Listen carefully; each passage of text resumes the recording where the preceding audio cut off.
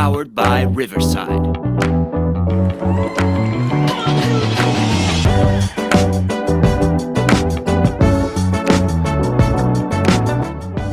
It's 2 o'clock, everybody. It's a Monday. I'm Tony Mack. That's Tricky Ricky. We're your co-hosts for the day. It's the Bullpen. We're live at Toyota Field in Madison. It's a Halloween Monday. It is actually Halloween. And I think we all got our Halloween stuff out of the way this past weekend, right? So we could just hang out and hand out candy today, or are we doing like parties or anything today? You talk me personally? Yeah, you. I think I'm gonna stay dressed as corn, and me and the lady gonna hang out outside the house, pass out a little candy to the kids, just kind of hang out and do that thing. We got a new house, so we never passed out candy before. It's kind of a big moment. Oh, dude, I'll tell you what. We moved into our house 4 years ago. And it was July of 2018, so 18, 19, 20. This will be our fourth Halloween, and we love handing out candy to the kids in our neighborhood. Yeah, dude, it's a lot of fun. You struggling with neck movement? Sorry, anytime I can't turn or I lose my peripherals, and I got the headset over my corn, so whenever you say something, I'll be looking at you like this. You just lean back. Whoa, you're sitting a little aggressive. What? You could just stop sitting so aggressively, please. You're gonna have to deal with that today, man, because it's the only way I can see outside of this box I have right here. All right? I got nothing, eyes covered up. I go over here, eyes covered up. So this is my move all day. I got my eyes open big and wide because it's hard to hear my corn. Well, it's going to be interesting to see you having you can't even look at me without moving your entire body in order to hear. This is a show you're going to want to hear, though, because there's a lot going on in the world of sports. The first college football playoff ranking comes out tomorrow. Let's see. Lane Kiffin took a shot. Jimbo Fisher. Texas A&M lost another game. Auburn is now looking for another head football coach. Definitely going to come back to that one. And another wacky Sunday in the NFL. At first, I just want to give credit and a shout out since we're talking NFL yesterday. Uh-huh. How about the Titans? Malik Willis gets his first ever NFL start for the Titans. Gets a dub. They end up winning that one, huh? They did. They played. I mean, it was the perfect scenario. It was the perfect scenario.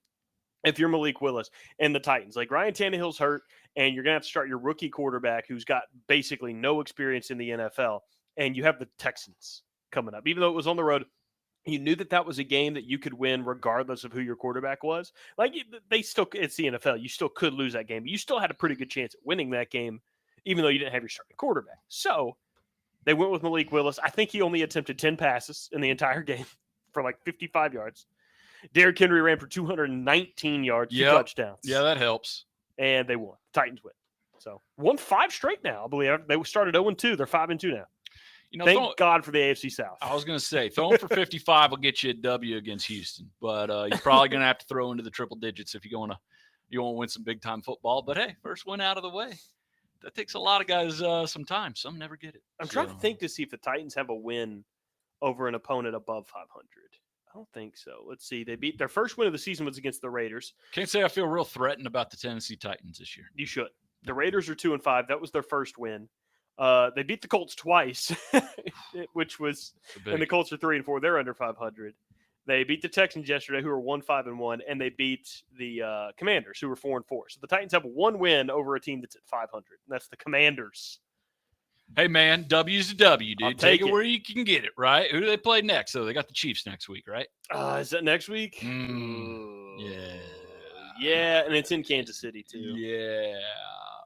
Might have to throw for at least 100 yards against Mahomes and the Chiefs. Probably. I will say this, though. The last time the Titans played the Chiefs last year, that was the game where the Tennessee defense ran nuts in the backfield and absolutely destroyed Patrick Mahomes. And that's one thing that's great about this Titans defense is even though the offense is still trying to figure stuff out, they need a new offensive coordinator. They need to overhaul a lot on that side of the ball.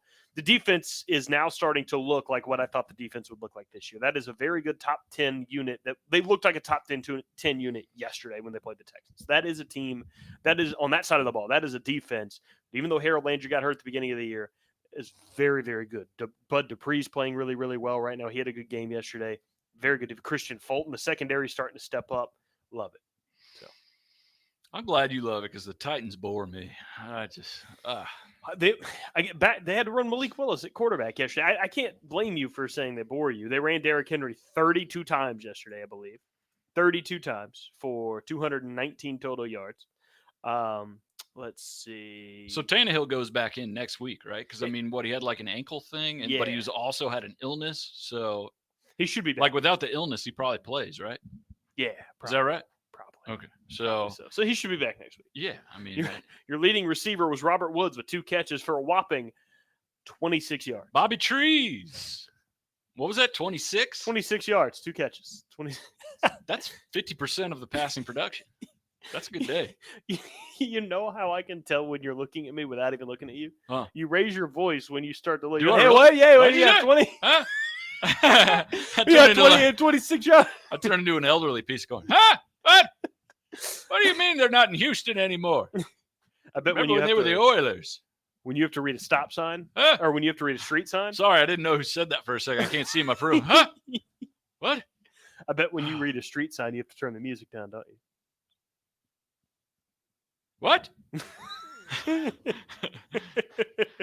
very hot in this corn, by the way. I'm cooking, which maybe it'll add a little red to my face and cover up the just complete washout I get from the lights up here in the press box. So, whew, good Lord, how much longer we got? Oh, another 53 minutes or so? Yeah, we've got the better half of an hour. Cool. So, all right, we're roasting, baby.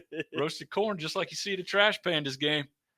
Right here. Speaking of Trash Pandas game, you want to let's take a look at the field. Oh, man, it's something out there. You're getting an all-new field next year, folks. That's right. As I grab the camera. And, okay. You're doing great. Thank you. You're doing so good. You. Look at that. Look at that out there. Look, we got a couple guys with shovels texting. That looks important. We've got a lot of vehicles out there, a lot of dirt. 20 yards of football field where the pitcher's mound goes. You think we can get those guys to wave up here real quick? I'll roll the window up. Probably could. How's it looking down there, boys? Nah, it's a lot louder out there. Yeah, it's way louder down there. That truck is. Oh, dude, that truck's literally spitting dirt. Hey, working hardly working out there, huh? Am I right? All right. Well, that was a good try. All right, let's go back over here. It was a very good try. I gave it a shot. I don't know why they're not looking at the guys dressed like corn up here, yelling at them. So the world of college football is about to get in the SEC really interesting the next few months because Auburn hired their new athletic director this afternoon. He resigned from Mississippi State. John Cohen was a former Mississippi State baseball coach, I think, was the athletic director. Resigned, was hired as Auburn's athletic director today, and then within the hour, Brian Harsin was fired. Yeah, he didn't wait, did he? Not at all. Not one bit.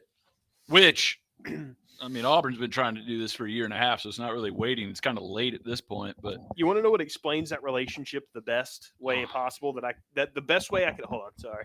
Get your corn situated. I'm trying. It's all right that mine's not movie quality, by the way. Yours is all shiny, and mine's just. Hey, man. I mean, your corn. I'm maize. Ooh, okay. You know, that's good. That's cool. Hold on, let me get it figured out, will you? Hold on, golly. You better now? It's so much better.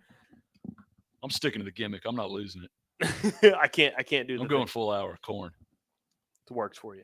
Brian Harsin afford a lot of corn nowadays. Oh, a lot of it. Yeah, and he owed like 7.5 by the end of the week. Yeah, by the end of the next 30 days, he gets $7.5 million. He gets the Scott Frost deal, $15 million buyout, $7.5 by the end of the month, or by next month.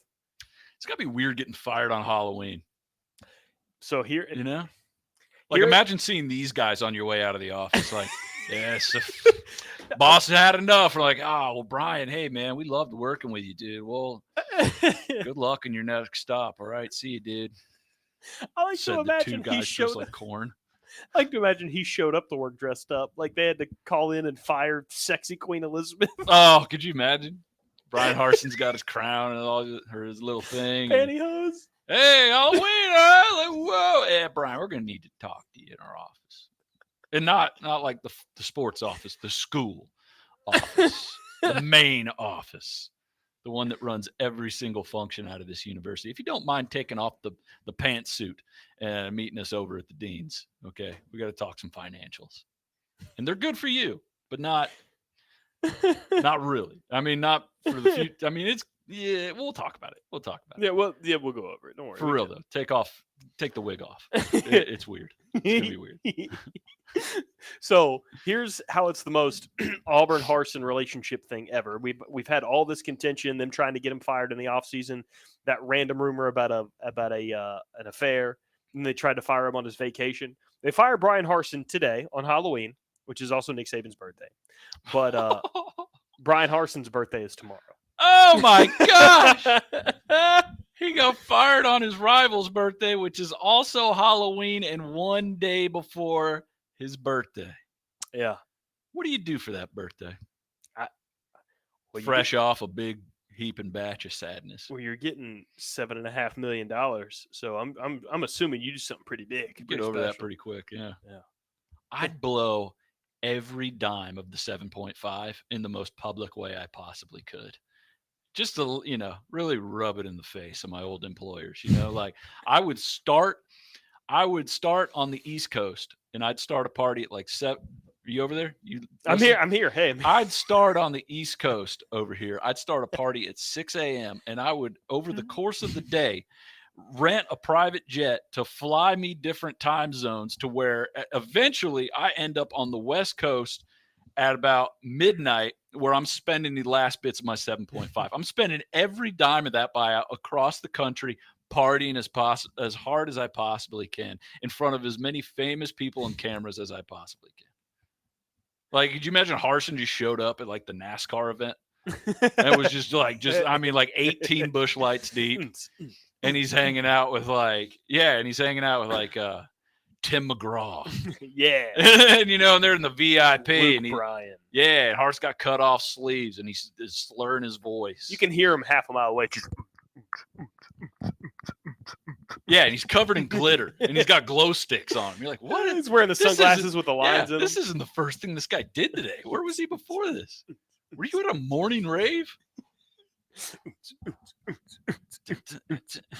I'd do that. I would do that. That'd be the best way to, and because I'd go to the World Series. I'd be at Game 3 right behind home plate. Right behind home plate. Just down in one. Be at an LA Kings hockey game later that night, right behind the penalty box. By then I look like a shell of the man I was that morning. He should go party at Auburn LSU this weekend. Oh my gosh. Go be the guest picker for College Game Day. Oh, fall off the stage. Yeah, take your shirt off. Forget going and getting in the booth on TV. Go be the game day picker. Go be the game day picker. Where's game day going? Is it Alabama LSU or is it Tennessee Georgia? Because either way, you're going to a rival. So, Harsin needs to treat this buyout like Alexander Ovechkin treated winning the Stanley Cup a few years ago. Where for like a 24 to 36 hour period, Ovechkin was wasted in public. Yeah, so if you're one of the businesses that Harsin's going to fund his party through, I'd sanitize the money. If we're going to go the Ovechkin route, I'd wear like double gloves. I'm pretty sure the Stanley Cup, when did they win it? Like 2017, 2018 or whatever? Stanley Cup was the first thing to contract COVID-19. I was going to say, I think that started the pandemic. I know there's a lot of rumors out there, and I don't want to get political because I'm too stupid. But I think Alexander Ovechkin had a hand in some of that. I had to. Allegedly. What are we talking about again? It was 3 or 4 years ago. I think now, like, people can actually. I think the Stanley Cup finally got rid of the odor that it had. That trophy. Yeah. The next year, I mean, they had to clear the ice. I didn't even think they'd ever give it away again. They wrecked that thing. And that should be Harsin, except treating his own body like the Stanley Cup. Yeah. Just wreck that thing, bro. So now the question is, who do you bring with you if you are John Cohen? Who's going to be the new guy over there? I've already heard who allegedly 247 Sports says is his top name which we'll get into. But I'm going to tell you, number one, who you do not bring. If people are excited about John Cohen coming over, you know who you do not bring? You do not bring the guy you hired to coach Mississippi State. And that is Mike Leach. You leave Mike Leach over there. And the reason why is if Auburn ever, and I mean ever, wants to beat Alabama again, Mike Leach is the guy that cannot beat. I mean, go look at any Mississippi State game. It's not just the talent gap there. It's that system is just built for Alabama to blow them out. Mike Leach has proved over years, maybe even a couple decades, that he will run the same offense that at best will get you a 2-loss season, at worst will make you not even bowl eligible, and he will not adjust at all. He will run that exact same formula and that exact same playbook, and he might have a good year and go like 10-2 and play in like a Fiesta Bowl or something, but will never, ever make the changes necessary to go beyond that hump. So you can't do it. And yeah, he even admitted after the Alabama-Mississippi State game, my guys were afraid of that jersey that said Alabama on it.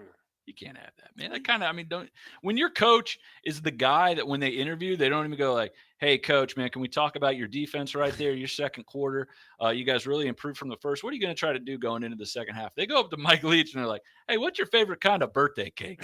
I like funfetti. And then he goes for 10 minutes about cake. Well, funfetti, if you want the wow factor, it's pretty good. It's pretty good. You don't like the chocolate yellow cake, but if you're looking at cut calorie, a carrot cake's a good option there.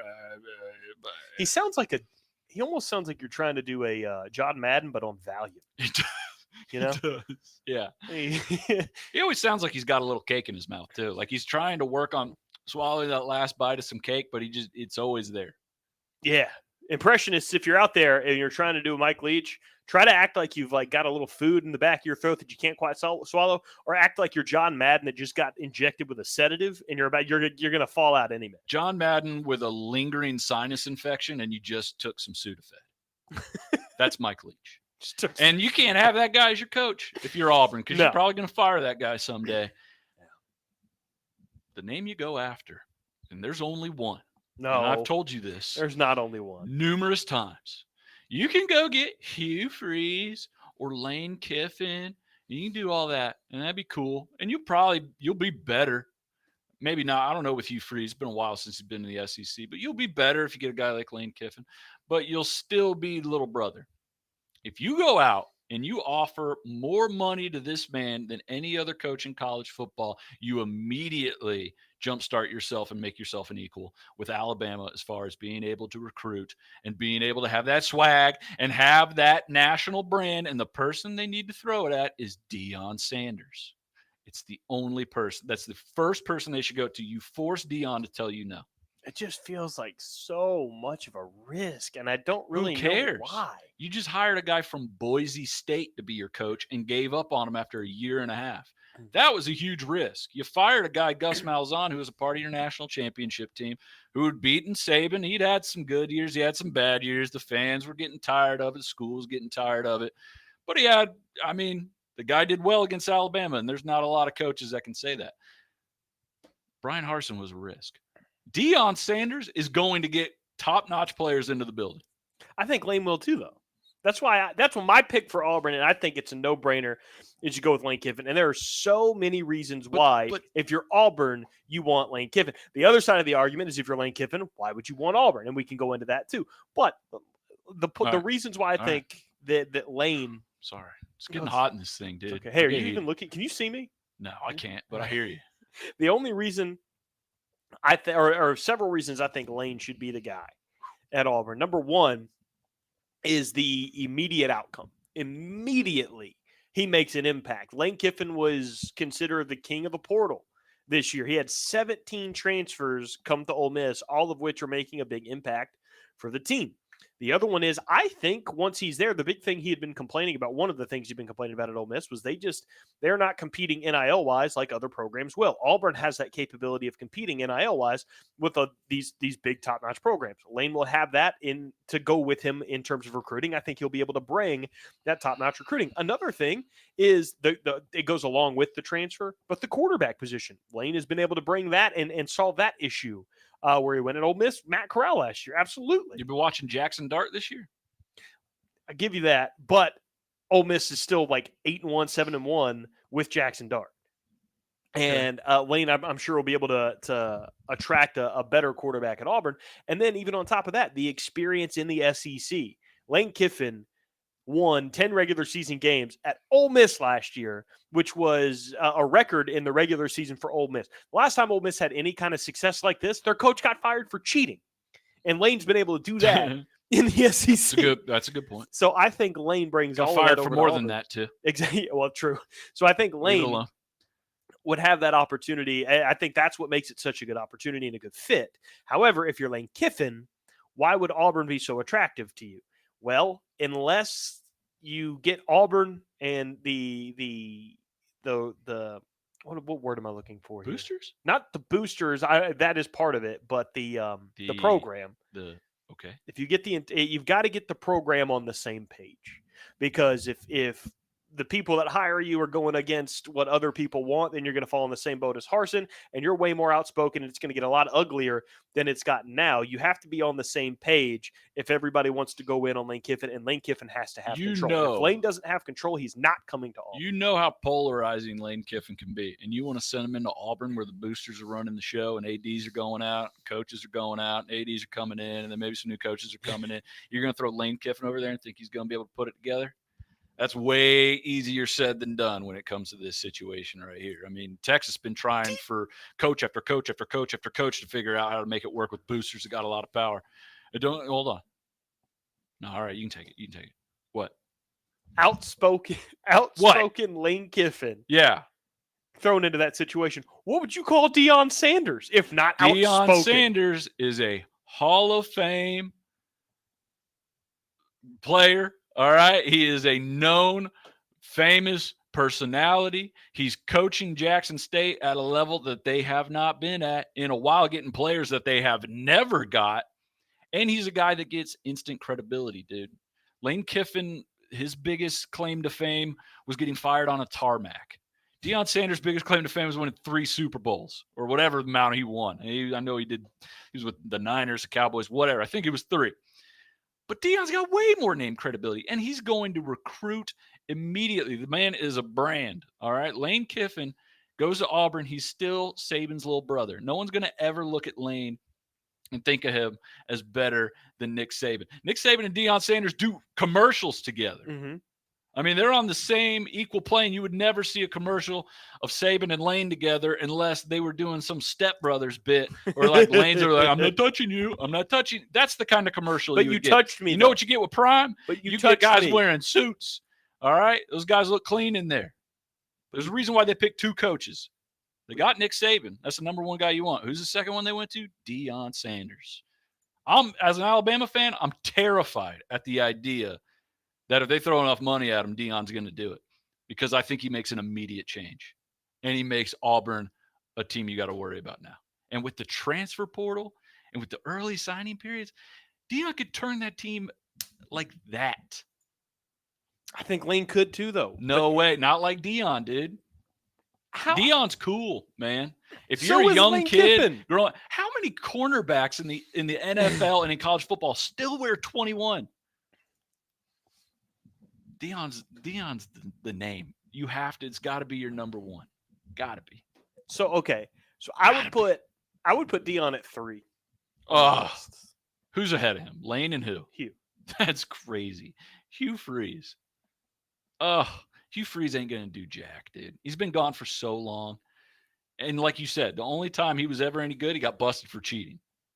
Well, a lot of the things he was doing, not the phone stuff, but a lot of the things he was doing recruiting-wise are allowed now. So I think that helps him. And he took an Auburn transfer quarterback and turned it into an NFL player who got threw his for first 50 yards. He's an NFL. He was drafted in the NFL. So, I mean, okay.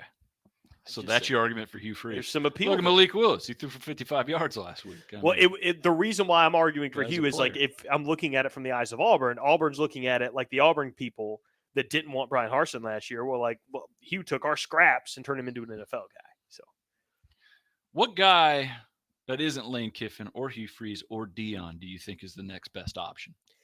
Personally, or who do I think people are going to call personally? For? Or both? I know the name that people are calling for because he was like Auburn's offensive line coach for a few years back, like 10 years ago, is Jeff Grimes, Oh my God, I don't even know who that is. offensive coordinator at Baylor. It's such a bad decision. I know Baylor nothing OC. about Jeff Grimes, and that's a bad decision. That's Brian Harsin 2.0. You can't do it. You can't hire a Jeff Grimes for this job. You got to get a Dion. Yeah, I'd even take Lane. Lane's better, but you got to get a name. You got to revamp this school. This season looks terrible, dude. It's not good. It's not good. And now terrible. For the Auburn should be competing with the top teams in the SEC. Look what Tennessee did with Hendon Hooker and the stuff they're doing now. It's crazy. They were, the Pruitt stuff had just come out. They had been in disarray for years. I don't know. I think you got to go Dion, and Dion can get other coaches too, because your coordinators are going to be very important there as well. When you hire Deion Sanders, you're hiring a figurehead. You're not hiring a guy that necessarily might be the best offensive coordinator, defensive coordinator, or whatever. You're hiring a guy that knows football at the highest level and is like when I say figurehead, like a king style level, like a guy who is above football, kind of like that Nick Saban. That people call him the emperor of college football sometimes. That he can be that guy for you. And you heard it here first from the Corn. A lot of faith in Dion there, man. A lot of faith in you got to try it. Like I said, Jeff Grimes, why'd you even fire Harsin? You might as well just True. I agree with you there. So let's see. Best coaches outside of those three that I think would be a good fit. I don't know. Those three were the ones at the top of my mind. So I don't know. Go get a flashy offensive coordinator from the NFL or something. I'd take that over a Jeff Grimes or a Hugh Freeze can we or throw a retread. Can we throw out names that people are going to be like, oh, you're talking about these three, but we need to start talking about these guys. But in reality, everybody talks about these guys. You want to throw those names out so we don't have to go rehash them? Matt Campbell.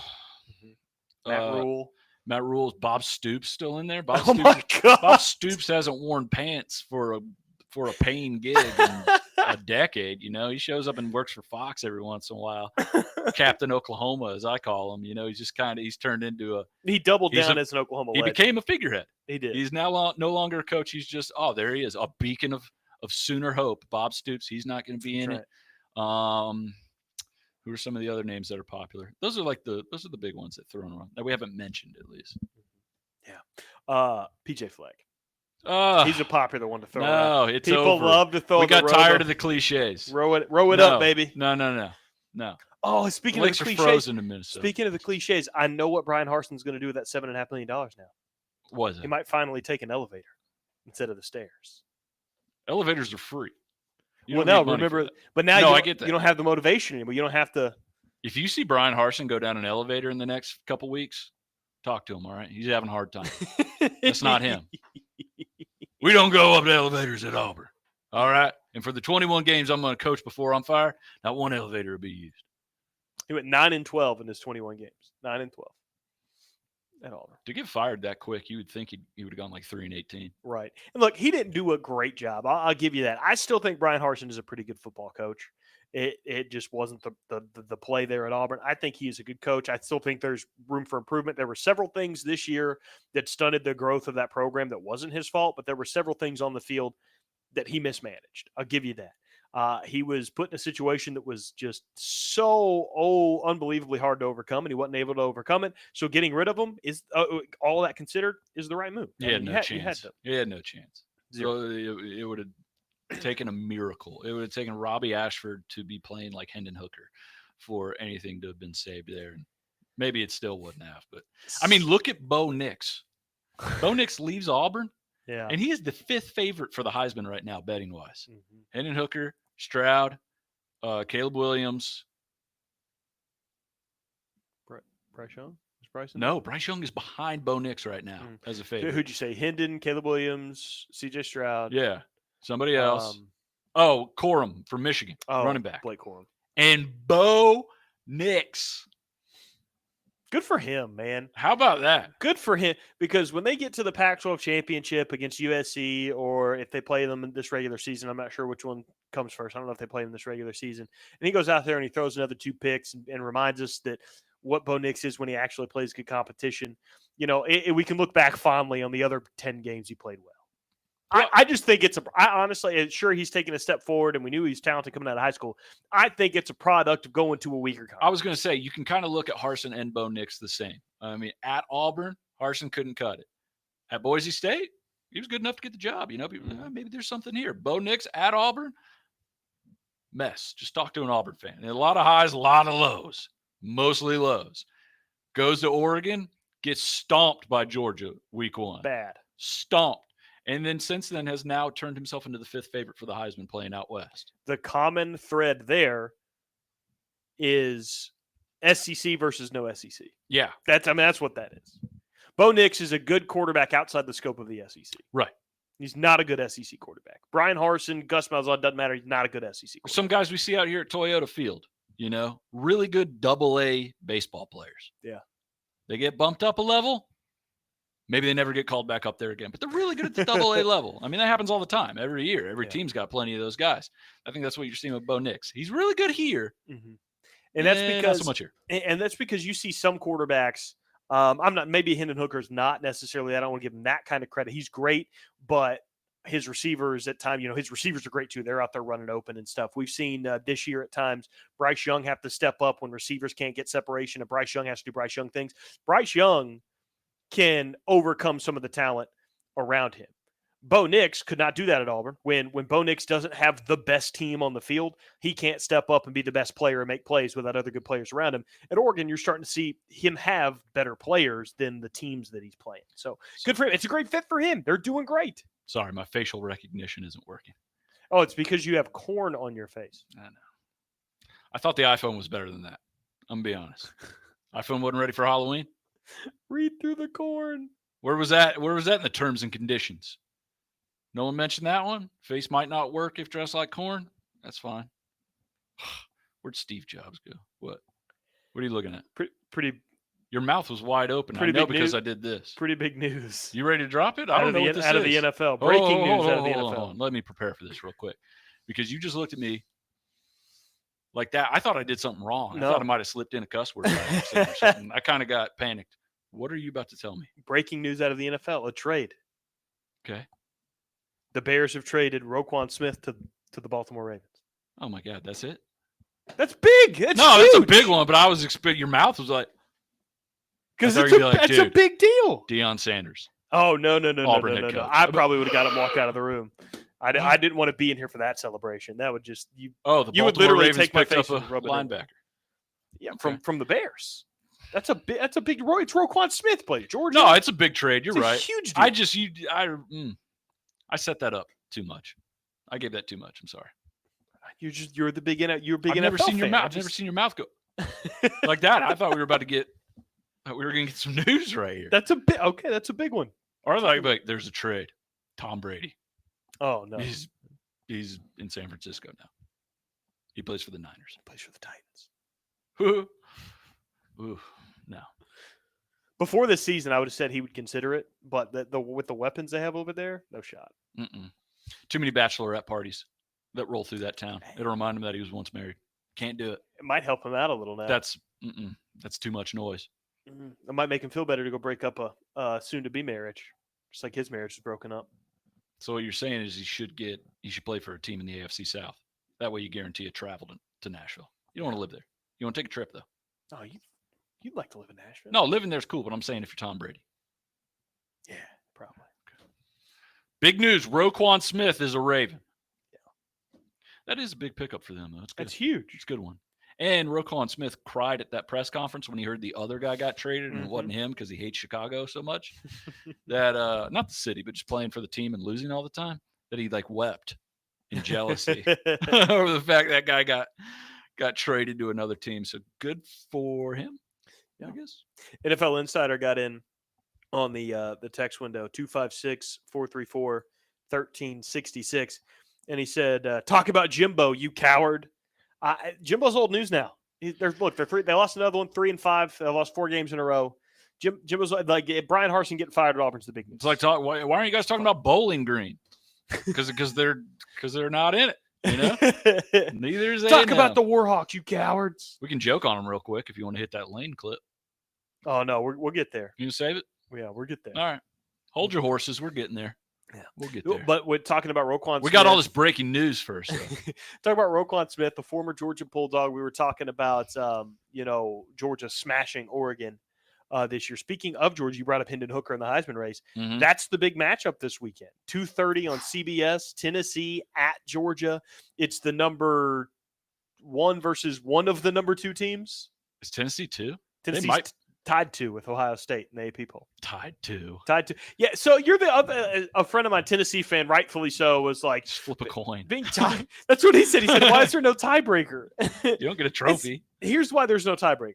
It's the AP poll. It doesn't matter. The college football playoff ranking comes out tomorrow. The AP poll officially means nothing. So it's 1 versus 2. Yeah.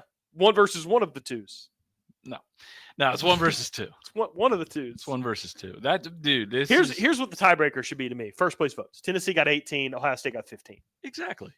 Yeah. If there's going to be a tiebreaker. All right. So Tennessee got the more. We'll give them the unofficial bullpen tiebreaker. Tennessee is the number 2 team in the country. Where's Alabama at? 6 still. Nice. Still number 6. Hovering range. Striking position. Where does Alabama come in the first college football playoff ranking tomorrow? I think Tennessee goes 1. I think Tennessee's going to jump Georgia. I think they've got the best wins. They do have some good ones. To this point. They do have some good ones. Tennessee go what? I was going to say, I had there for like a whole 24 hours. I was on the same boat as you. I thought Tennessee was going to be number 1. But I think knowing that game is coming up this weekend, and if Tennessee wins, they'll be the number 1 team in the country anyway. And Georgia, if they lose, they won't be anymore. I think the committee keeps it 1 and 2. I think Tennessee's at 2 in the college football playoff ranking, and Georgia, the reigning national champion, proven commodity in the playoff, the committee's going to put Georgia at 1. Not so fast, my friend. Not so fast. To quote the man tied in career interceptions with Deion Sanders, Lee Corso, not so fast, my friend. It's going to be Tennessee 1, Georgia 2, Ohio State 3, Michigan 4, TCU 5. They're still undefeated, right? Yeah, they're 8-0. TCU 5, and then Clemson or Alabama at 6. I think they'll end up siding with Clemson. Yeah, Alabama at People 7. enjoy not putting Alabama in a poll. It's a good feeling if you're a fan of anybody other than Alabama to say, we looked at your resume. We don't think you can quite hack it. You sit there at 7, though. You still got a chance. I think that's what they'll do to them. And really, Alabama doesn't have the right to be in the top 6 anyways. What's been their best performance this year? Texas A&M with a backup? Shutting them out? Or no, not even doing that. What am I talking about? Offensively, smacking Arkansas around was good. I mean, Arkansas made it close again, but then Alabama pulled away. So an unranked Arkansas. Arkansas was ranked at the time. Well, that doesn't matter. Okay, so what's a ranked win to you? A ranked win is a team that stays ranked. A team that's ranked. Like at the end of the year when you're looking at resumes and looking over who should be in this thing, a ranked win is a team you beat that is currently ranked. If you beat them when they were not ranked, I think that counts. But if you beat a team that was ranked and they're no longer ranked, I don't think that counts. Sucks to be Appalachian but I also State, don't. then. But I don't think App it's also State beat very the number fair 16 either. Because you could be ranked all year. If you have one big injury, that could screw up your season. You're going to be out of there. But technically, you're not one of the top teams anymore if you lose that guy. But you were when you played that team, so it's very tricky. I think it's end of the year when you're looking at resumes. How many are still ranked? The real victim here in that scenario, is Appalachian State, because they beat number 6 team in the country in Texas A&M. You're taking that away from them because A&M's lost 4 games since then. But still, they didn't beat the number 6 team in the country. They did at the time. Yeah, but that was the first game of the year. That's before we knew that Texas A&M was not very good. It doesn't matter though. Week 2 or 3. It doesn't matter. Texas A&M is unranked. Looking in the others, they're not even close to ranked. Where are they? Are they even receiving votes? Dude, they're 3 and 5. They're nowhere close. Exactly. So you can't count that as beating the number 6 team in the country. You beat a team that was ranked in a bad way, man. That was overrated. You can't count that. 36, 37, 38, 39, 40, 41, 42.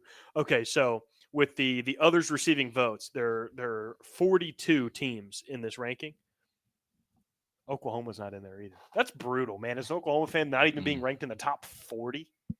And K-State just went out and blanked Oklahoma State, your rival, 48-0. Smoked them. With a backup quarterback. And keep this in mind. Kansas State has 2 losses this year. We talked about them. K-State has 2 losses this year. They lost to TCU a couple weeks ago, undefeated TCU. They also lost to Tulane, 17-10. Tulane's ranked. Tulane's the number 19 team in the country. What? Tulane. They're ranked. They're 7-1. Good for them. So K-State, pretty good resume so far for them. And the TCU's been unbelievable. Hacksaw, Max Duggan. Oh, yeah. Pretty good player. Yeah, he's been pretty good this year. Pretty good player. So there you go. NFL Insider says Ricky's corn costume is better. He would look very tasty with butter. There you go. I think he's hitting on you. Thanks, dude. I'm just going to keep smiling. All right, so your top 4 in the college football playoff ranking. Who do you think? I just told you, Tennessee, Georgia, Ohio State, Michigan. That's how you think they're going to do it. With TCU and Clemson. And we're guessing how they're going to do it, right? How the committee's going to do it. Okay, if we're guessing how the committees do it, you're wrong. Georgia's going to be at number 1. They're going to put Tennessee at 2, Ohio State at 3, Michigan at 4. All right. Georgia's going to I think you're wrong. I think they're going to reward Tennessee for what they've done already. No, not yet. They're going to make them earn. You know, Georgia has a win over Oregon, though. Where's Oregon at right now? They got back up there. Oregon's number 8. Slapped. That's a pretty good win, too. Oregon's number 8. That was a dominant win, too. Mm-hmm. Tennessee beat Alabama. That's a better win. Yeah. And they just beat Kentucky last week. Mm-hmm.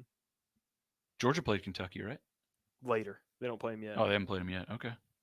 Tennessee's got the better resume, dude. I think they go to 1. That's been the thing. Kentucky Kentucky doesn't count as a ranked win, though. Oh, because they're no longer ranked. They're no longer ranked. Yeah, but you got to think they'll get back up there, though. You can't count it freshly after they lost to the team you're asking if it was a ranked win on. Of course, they're going to go down. They lost to that team. Kentucky's lost 3 of their last 4 games. You'll get back up there. No, it doesn't count. That doesn't count as a ranked win. All right. Florida doesn't count as a ranked win. Nope. LSU didn't, but now it does. Yep. Because they're ranked again, and then Alabama. So they got 2 ranked wins. Georgia's got 1 ranked win. And I'm wrong. Yeah, you're wrong. Because, and again, you're basing this off last year. You're putting Georgia at 1 because of things that happened last year. And that's what the committee's going to do. That's what the whole conversation is. What's the committee going to do? That's what the committee's going to do. They're going to put Georgia at number 1 because they're a proven commodity. They've been to the playoff a couple times. They've been to the national championship game twice. They just won a national championship game. They're still dominating everybody they're playing. When's the first rankings come out? Tomorrow night. If Tennessee is not number 1, a round of danger witches for the both of us. I'm paying. All right. I'm getting extra meat on that thing too. If there is meat, I don't even know what's on it. I'm going to guess there's meat on it. I think it's nothing but broken glass. And rusty nails. Broken glass inside of in the Italian herb spread. In the herbs and spices. It's gonna be a ninja star in the middle. What are these bullets? Man, it's Danger Witch. Ain't playing, dude. All right, so you got the 2 big games this weekend. The SEC is once again commanding college football this weekend. The 2:30 window, the 7 o'clock window, 2 incredible matchups. I think you're going to get 2. Well, I think you're going to get 1 pretty good game. Look, take it with a grain of salt. I was wrong last week. I thought Tennessee would win by 10 late against Kentucky, but I thought Kentucky would give Tennessee a good game. They didn't. They didn't do that. You were wrong about Tennessee, eh? I was. They didn't do that. But I hope you're hungry for a big old belly of broken Christmas ornaments and ninja stars, brother. I think this weekend, Tennessee fans are going to visit an old friend that's just they've been growing distant. Tennessee fans think they've been growing distant from them for a while. Why are you looking at me like that? Because I'm talking to you. I know, but you had your head tilted a little bit, like you had something ready to jam. Because you're going to disagree with me. All right, bring it on. But Tennessee's going to have a visit from an old friend. There's an old friend of Tennessee's that's a lot closer to them than they think right now. That's the friend of disappointment they've known for several years. Oh, the dread. Yeah, because the black cloud. Because Alabama was not the most important game on Tennessee's schedule this year. It wasn't, because they could have lost that game, won every other game, and still seen Alabama a total of maybe even 2 more times. They lose to Georgia 1 time. Everything they want to accomplish this year is gone. SEC championship, gone. Georgia would have to lose 2 games out of their last 3 games for Tennessee to make the SEC championship game. The playoffs, gone. Tennessee loses this game, everything they wanted, is gone this year. And I think Tennessee is going to lose it. Let me preface that by saying I'm pulling for Tennessee. Josh Heupel, the last Oklahoma quarterback to win a national championship, 13-2. Just preempting that one. Boomer. Last one to win a championship at Oklahoma, coached at Oklahoma. I have so much love for Josh Heupel, and I want them to win it all. Georgia's going to beat them, and I think they beat them very comfortably this weekend. I remember a team in 2018 that lost a game in the middle of the season. Thought everything was over. Didn't get a berth to the SEC championship. Georgia and Auburn played in that SEC championship. It was 2017. Oh, sorry, 2018 bowl game.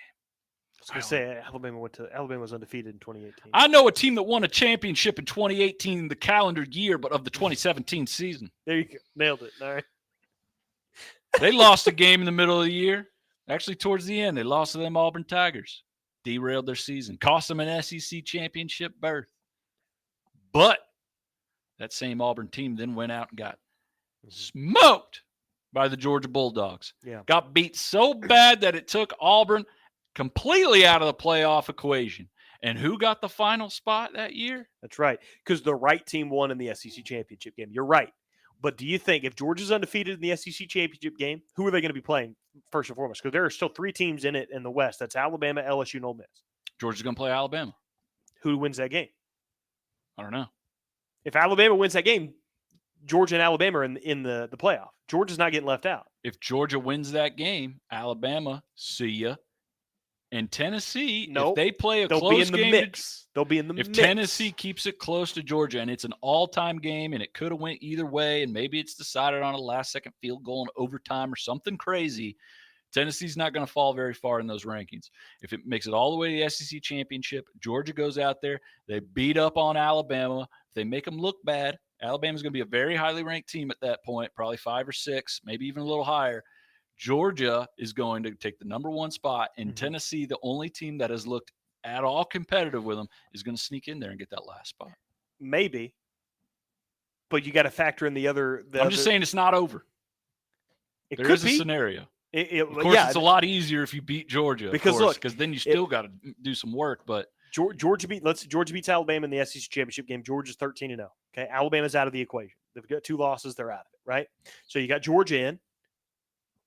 The winner of Ohio State, Michigan in, because they're going to be undefeated probably, right? Yeah. Okay. Clemson, currently undefeated. They go undefeated. They're in. I'm sorry about it. Clemson runs – their schedule is weak. I get it. They haven't played anybody. Clemson goes undefeated 13-0. They're in the college football playoff. Hate it for you. They're in. TCU goes undefeated. No. They're in the playoff. No. Undefeated TCU. No. Undefeated TCU's getting in the playoff. They're getting in the playoff. No. If there's only 4 undefeated teams left, undefeated, it would be 13-0 TCU, Big 12 champion. They're getting in over Tennessee. Didn't TCU go undefeated the first year of the playoff? No, they lost. They lost to Baylor, I think, and then Baylor lost a game. And then because Baylor and TCU were like 4-5 or 4-6, they split. There was no Big 12 championship game. They technically split it, and they both got bumped out. But there's a Big 12 championship game now, so TCU would have to play a team they've already beaten one more time. I don't know, man. I mean, Alabama and Tennessee already had a classic. If Tennessee Georgia's a classic too, I mean, look what we talked about with Bo Nix. Bo Nix was an average quarterback in the SEC. Right now in the Pac-12, he's 5th favorite for the Heisman. You know, this is different. I don't think Tennessee's a team that people are going to look at and go, "Oh, well, they lost that game against Georgia." See, they're done. You're getting. We just feel differently about if Georgia's going to win the game, how it's going to happen. You think if Georgia wins it, it's going to be this game of the year type game. I think it's more like Texas A&M 2020 when their only loss was to Alabama, but they got smoked. I think Georgia's going to win it kind of comfortably. And here's why. Because Tennessee's offense, they're going to figure it out. They're going to start being able to score, but they're not going to be able to score as easily as they normally can. I don't think Georgia's going to have much of an issue scoring against Tennessee. I really don't think they're going to have a problem scoring. Now, Tennessee's front seven's been great lately. They've been getting to the quarterback. It's going to be different with Georgia's offensive line, in my opinion. I think that it's going to be, and especially if Stetson Bennett has time, he's not a world beater quarterback, but everybody else around him is very, very good. Best tight end room in the country, makes a difference. Brock Bowers is insane. Darnell Washington is nuts. He's got some good receivers. I just don't think they're going to have too much of an issue scoring. And I think Tennessee does struggle scoring the football. And here's the problem with Tennessee. When they don't score the football, their time of possession is so low. They were like, they're one of the bottom in the country in time of possession, but one of the top scoring offenses in the country. So what happens is if you play a good team like Georgia and you're not scoring, you're still giving up the ball pretty quick. And your defense is spending a lot of time out there on the field and you're giving up points like you're used to giving up points, but you're not scoring them in turn. So I feel like Georgia's going to beat them pretty good this year. I don't, man. I think Tennessee's going to win it. I hope you're right. Their pace of play makes it difficult for the type of defense that Georgia runs. And Alabama saw this too. Alabama has always struggled with teams that go fast because they make so many defensive substitutions and rely on different packages and stuff like that. Whenever you go quick, Nick Saban gets stuck with one unit, it hurts them, and teams know that. And it's been like that for a few years. Kirby's the same way, man. If he can't get, his big giant nose guard out of there and sub out some dudes, and if Tennessee gets rolling, I don't think they're going to have too much trouble scoring. We'll see. Think this offense is fire-powered, man. I mean, Florida put up 20 on them this past week. They're late though, right? Or no. They were getting beat pretty bad. They made a little bit of a comeback, and then Georgia pulled away pretty good on them. So I don't think Georgia. I think Tennessee's looked just as good as Georgia, if not better, this year. Offensively, defensively, their secondary is not good. It's not good. The offense though is just so good. It is. It's very to where you can give up 49 to Alabama and win a game. I hope you're right. I really want you to be right. I'm pulling for Josh Heupel. I just don't see it. Danger Witches. Mm-hmm. Up for grabs Wednesday. And then the other game, I won't mind with the Chipotle mayo. In that one right now, Georgia is at home. Where'd it go? 8.5-point favorite.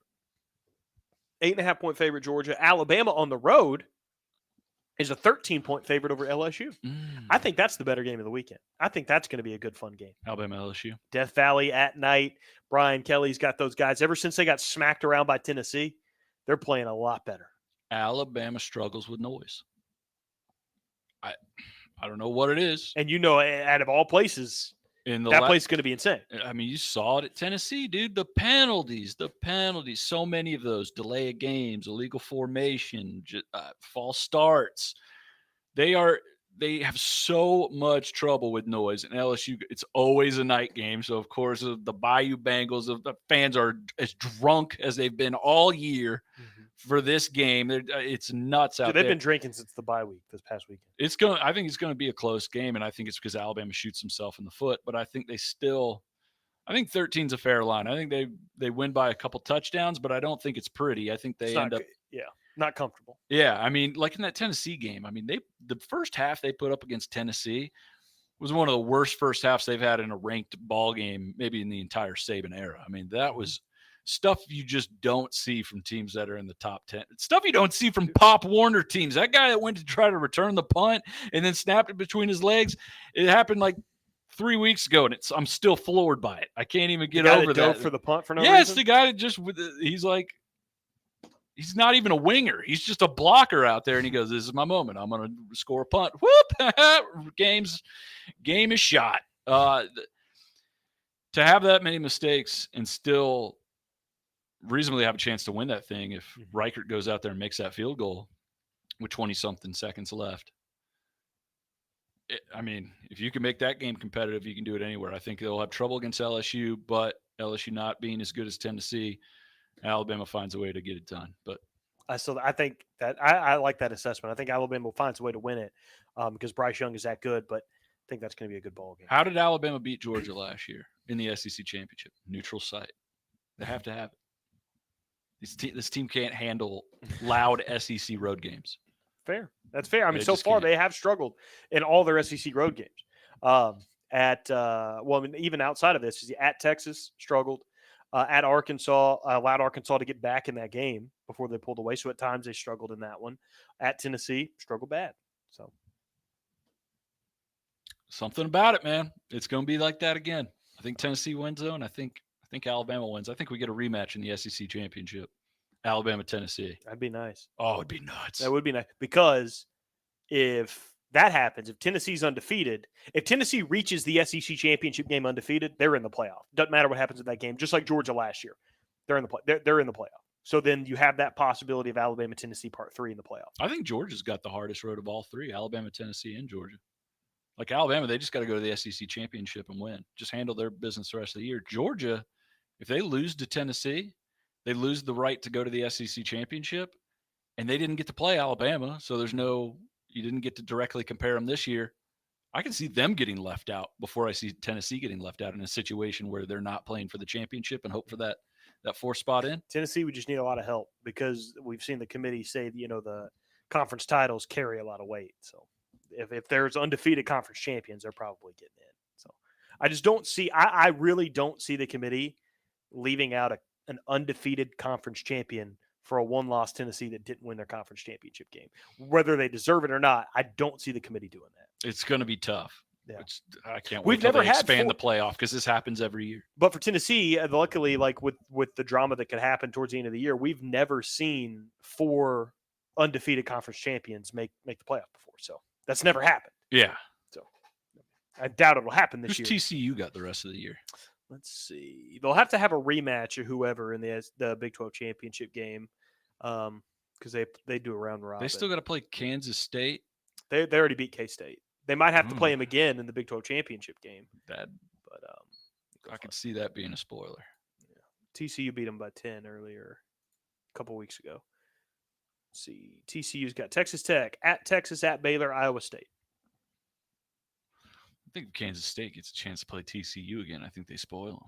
Beat them in the Big 12 championship game? We'll see. Then if Ohio State wins against Michigan, I think Michigan gets cut out. I don't think they get the benefit of the I think doubt the for winner anything. of that game's in. Yeah. Because, Tennessee would have the regular season resume that's going well for them. Michigan's schedule kind of relies on that Ohio State game. Tires get deflated. Yeah. So NFL Insider gets in. He says, okay, we'll talk about this one on Wednesday. It's something we didn't get to yet, the Josh Primo situation. He says, do you think Josh Primo gets another shot in the NBA? We'll talk about that. I want to end this on a good, fun note. We've got some videos and stuff that we pulled up. First and foremost, who I think is going to be the next Auburn head football coach, and the reason that you would want him. This is why you want Lane Kiffin right here. Not only when he beats you on the field, he's not afraid to let you know it in the media. Halloween right around the corner. What are we dressing up as? I don't know. Maybe Joker. Maybe Jimbo has a Joker outfit for me. Thanks, Coach. Yep. That's why you love Lane Kiffin right there. Dude. Right there. Beats Jimbo. Been talking junk about Jimbo in the offseason, and he even went on in the postgame to say, he wants to call me and Nick Saban clowns or whatever. He has it coming or something like that. He's not afraid to talk to smack. He'd be a great hire for Auburn just strictly because he is the anti-Brian Harsin as far as talking to the media. Oh, was there more of a coach speak guy than Brian Harsin? That's a first ballot Hall of Fame coach speak guy. And in 21 games, he didn't give one tidbit that was worth anything. The worst part about it is he was the coach speak guy that just rambled on. His answers were forever. Like you'd see, sounded like a Mad Libs by the time he got done with that thing. When I was on the radio and I'd pull these press conferences and try to take tidbits away from them, I'd download Nick Saban's and it was like 12 to 15 minutes. Brian Harsin's was like 25 to 30 every week. Of like, nothing. Well, hey, at the end of the day, man, we're just going to put in the work. And we're just keep get out of here, dude. Lane Kiffin's like, yeah, I hope you got a costume for me. I hate you, Jimbo. Get out of here. Love. And then a couple of weeks ago, Ricky, you played to end the week. Yeah, just randomly. You played a video to see if we remembered it, and it's a commercial of like do the right thing. It was a public service announcement. It was a PSA of like doing the right thing. And I want you to play that again because what we had said about this thing was it's not based in reality. Yeah. Nobody is going to do this, right? And it's got like just such a corny song in it. Just play this.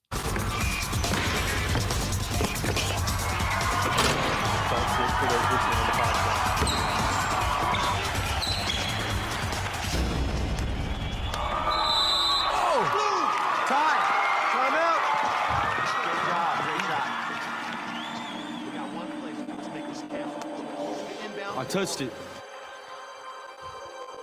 I touched the ball before it went out, Coach. Come on, Alex. The ref did not call that. You gotta be kidding me, Alex. It's the championship game. Talk to him, Coach. I touched it. It's their ball. Come on, do it right. Don't foul them when they inbound. Team on 3. 1, 2, 3. I Nice going, Alex. Sorry, coach. Alex. Good call. Do it right. Do it right. Yeah. Hey, Alex. Good call. I'm glad you could not have pulled that up in the more perfect time, because that obviously it's a feel good, touchy, you know, So yeah, it's a Disney nice, Channel it's a warm, original very Disney Channel type thing that would never happen. You want to know what reality? Let's take that and compare that to reality. What reality is? This happened in a game this past weekend. That's just incredible. Walk them chains out about a foot and a half. He's got a white beard. We have a horrible angle. It looks Horrible like it's angle. going to be short. Stretch that baby. There we go. Stretches the Give it a chain. good pull. And Vineland's defense. Clearly short. Wow. Oh no. Check this out. The ball is clearly short. The official grabs it, moves it to the first down marker, signals first down. Where's the "Do It Right" song there? Do it right. Do it right. Wait, what did he do? Why did he move that? Cut it. Kill it. But he didn't do it right. This is our reality. That's real life. This is what happens. That ref looked at his other ref buddy and said, "Do you realize the amount of people at this game? If we don't move the first down, we're going to get killed on the way out of here." All right? Move the chains. I drive a Toyota Corolla, and I do not get regular oil changes. All right? If I go try to start that car up in a hurry, they will catch up to me, and they're going to flip that thing. All right? We're going this way. Move the chains, baby. This is an '84 Honda. How dare you? I wish the player would have gone up there and go, Mr. Ref, I just want to let you know, I saw myself before I went out of bounds. I didn't get the first down. He said, shut up, kid. You hear me? Shut up.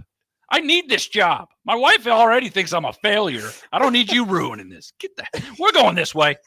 We got a first down. This kid over here tried to do it right. Not Do today. it right. Do it right. Let me grab that guitar. No, we don't do it right over here. That's real life. All right. I Outta got here with 5K PSA riding on stuff. this game with the president of the PTO over there. You think we're going this way. My neighbor's son's the other quarterback. You think I'm giving him the ball back? You're out of your, Come on, you're out of dude. your mind. He's all state. Can't stand these guys. Did you see what they did to the ref crew from Fultondale? Guys are still recovering. We're going this way. All right, stuff. clock's moving. Let's go. Game's over. Yeah, just game's over. What happened in the last 6 minutes? I don't know. You tell me, pal. All right, getting out of here. Warm up the Corolla. We got to get out of here. All right, team's lining up to kick the game-winning field goal. Whoa. What do we... we got a penalty, legal kick on the offense. That'll be a 4-minute runoff. Game's over. Game's legal kick. We're kicking a field goal. No, not today. Go do it right. Yeah. Oh. Mr. Official, we got 4 minutes of game left. And Miss Hooters happy hour. Are you kidding Are me? you nuts, Are you out pal? of your mind? I got a punch card. If I order another 12-piece wings, I get a free one. That's game. It expires today. It's over. I rode here with the band, okay? I need this job. I'm in the back with the tubas. I'm covered in bruises. They're not latched up back there. You think I'm giving the wind to Western? We're going this way.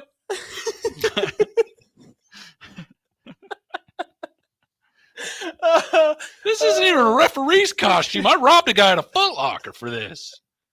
I got a part-time job at a Foot Locker just so I could have My shift started 45 minutes ago. I'm going to get fired. What's going on? I'm turning into Jerry Seinfeld. Oh, no. We're going this way. All right. All right. All right, we got to wind it down here now. Cool. That's real life. That's real life right there. Well, to quote the late, great Eleanor Roosevelt, there's nothing better than hot, sweet, nasty, badass speed. I think that was the quote, roughly. I think that was kind of it. I don't know if that was right. But. Well, I say that because Ross Chastain, NASCAR driver, if you're not familiar. I know him now. Yeah. No. He pulled a move that I used to do on the old NASCAR video game where I Mhm. didn't understand how racing worked and how you like braked into turns and took it nicely and got all the lines. Instead, I would just pound the pedal Mhm. nonstop and accelerate into every wall and just ride along it until my car got slingshotted back up there and I gained like 40 spots. Ross Chastain did that in real life and it worked. And he won. It sent him to the playoffs. He had to beat Denny Hamlin on this last lap to qualify. He's like 8 cars back. He goes, what do I got to do? I'm kicking it Nintendo 64 style. I'm going to rev it as hard as I possibly can into this wall and see what happens. He eliminated Hamlin, right? He passes him right before he gets to the finish line. This is the last lap. Chastain, Elliott, Bell, and Logano are going to fight for a championship in Phoenix. Take a look at what he did. I have never seen anything like that before in my life. Dude, he rubbed his whole right side of that car off and passed Hamlin by a nose right there before the finish line, number 11. Awesome stuff. He channeled. You know who he channeled? Eleanor Roosevelt. No, absolutely. What? Mm-mm. Who? Ricky Bobby, dude. If you ain't first, you're last. Well, he finished like 11th, but it was enough to get to the playoffs. If you ain't in front of Hamlin, you're last. That's right. Uh-huh. Do it right. Yeah. Oh. Oh, man. All right. To quote that great official who definitely blew that high school game, I got a Hooters punch card. I got to get out of here. They're about to close. Hey, man, they only serve boneless wings till 10, and they close the kitchen. All right, we got to go. That's going to do it for the bullpen. We'll be back Wednesday for more. Stay tuned at 2 o'clock.